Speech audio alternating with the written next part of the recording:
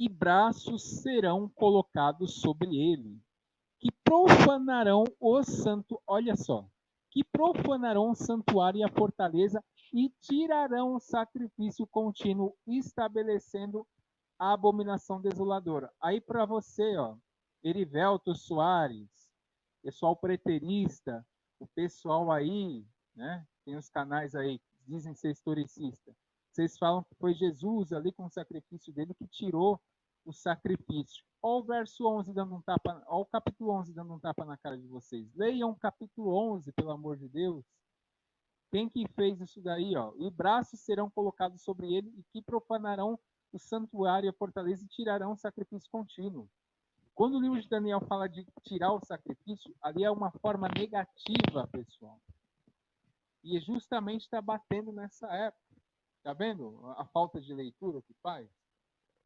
Olha o comentário bíblico aqui do verso 31. Profanação do santuário. E não é santuário celestial, tá? De acordo com o livro dos Macabeus, um indivíduo chamado Gerom foi enviado por Antíoco para acabar com a prática religiosa judaica. É possível que o contingente militar sírio, em busca de acomodação para sua própria prática de adoração, tenha sido parcialmente responsável por algumas das mudanças descritas no templo. Vou esperar aparecer para mim essa partezinha de baixo, em dezembro. Ô, Silvestre, só um comentário bem rápido. Como eu já falei outras vezes, né, sem ofender a ninguém ou a crença de ninguém, não acredito no chamado Jesus, nem nos seus discípulos ou nada parecido, mas você sabe, você é um estudioso, você sabe que pelos textos, se você for olhar entre aspas no que se diz original, Paulo fez sacrifícios para os seus discípulos lá no templo. Verdade. E o JC, Jesus já tinha morrido, e Paulo fez sacrifício. Está lá no livro chamado Novo Testamento, porém eles mudam o nome. Mas se for lá no que dizem ser escrito em grego, o que prova que o povo estava sobre influência helênica, né? Paulo fez sacrifícios lá no templo. Se o Verdade. Deus dele tinha acabado com os sacrifícios, como que ele foi lá e fez sacrifícios? Mostra a contradição. Verdade, muito bem colocado. Está, acho que se não me engano, está até no livro de Atos, né? Verdade. Vou continuar aqui. Em dezembro, bem lembrado, hein? Em dezembro de 167, um programa sistemático de instituição das práticas religiosas gregas em detrimento das judaicas teve início. O sistema sacrificial e a observância do sábado e das festas foram interrompidos. Foram instituídos locais de culto em todo o país e a circuncisão foi proibida. O templo foi consagrado a Zeus e tornou-se um centro do politeísmo e de prostituição.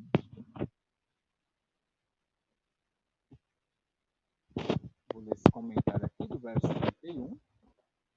Esperar aparecer aqui para mim na minha tela.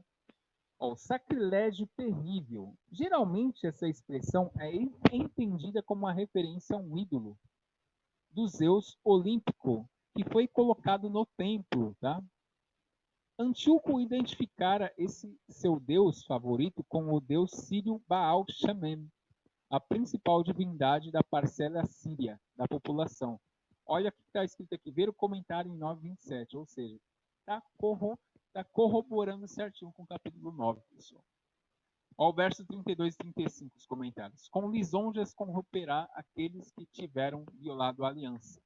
Muitos judeus haviam apoiado o processo de helenização e, portanto, se recebessem a promessa de algum benefício pessoal, prontamente se aliaram às novas políticas. Dentre esses se destaca Menelau, o sumo sacerdote, que dependia totalmente de Antíoco para sua lucrativa posição. Pode ver que desde o passado, né, política e religião sempre foi complicado. O verso 32 ao 35, Judas Macabeu. Esses são os comentários, tá? Em contraste, muitos dos judeus lutaram energicamente contra a helenização da Judéia. Sempre tem gente boa também, viu, gente? Com muito sofrimento e a morte de muitos mártires, a principal revolta organizada foi liderada pela família dos Asmoneus, iniciada por seu patriarca Matatias, né, um sacerdote, no início de 166, quando o enviado de Antíoco chegou ao seu povoado para fazer cumprir os novos regulamentos. Matatias e seus 5 filhos, João, Simão, Judas, Eleazar e Jonatas, responderam pegando nas armas e matando-o. A família então fugiu da cidade e a rebelião teve início, com Judas como o comandante militar. Começaram assumindo o controle de pequenas cidades, com a intenção de isolar todas as estradas para Jerusalém. Isso criou um bloqueio efetivo que ocasionou a retomada de Jerusalém e a purificação do templo em dezembro de 164, exatamente 3 anos após a sua profanação. Mas Daniel 11 não faz menção a esse evento. Ainda há controvérsia se nesse trecho os macabeus são citados de forma favorável ou desfavorável. Tá? Ao verso 32, a gente vai ler agora do texto de Daniel. E aos violadores da aliança, ele com lisonjas perverterá, mas o povo que conhece o seu Deus se tornará forte e fará proezas. Ó, aqui a gente vê claramente que quem fez aliança com muitos, né? Foi quem? Foi Antíoco. Tá? Pode ir abaixo agora. Ah, tá, já está aí. Eu vi agora. Vou esperar aparecer para mim. Verso 33. E os entendidos entre o povo ensinarão a muitos. Todavia cairão pela espada, e pelo fogo, e pelo cativeiro, e pelo roubo por muitos dias. Você vê que teve até cativeiro. Ó, o texto de Macabeus corrobora com essa afirmativa aí do verso 33. Né? Muitos foram para cativeiro nessa época. O livro de Macabeus o diz.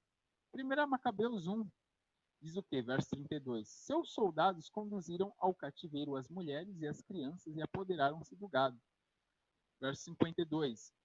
Houve muitos entre o povo que colaboraram com eles e abandonaram a lei.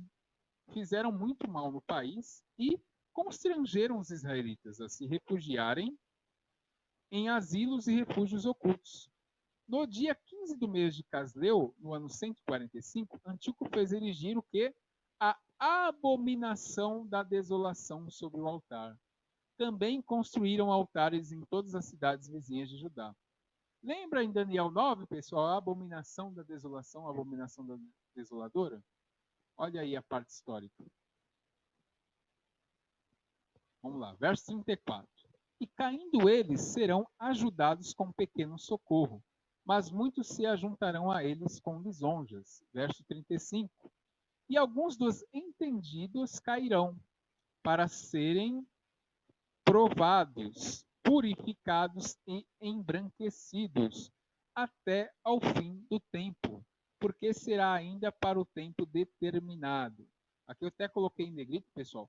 Fim do tempo do fim, na perspectiva do escritor, seria o fim da perseguição dessa guerra, tá, gente? Pelo amor de Deus. Não vai falar que é outra coisa, porque eu já estou cansado desses canais. Verso 36.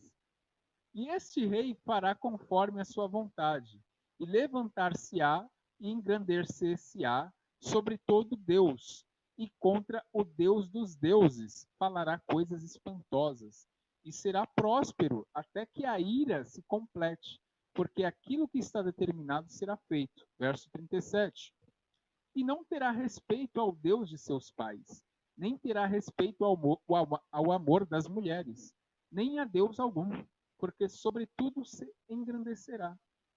Igual está falando no capítulo 7 ali, de Daniel.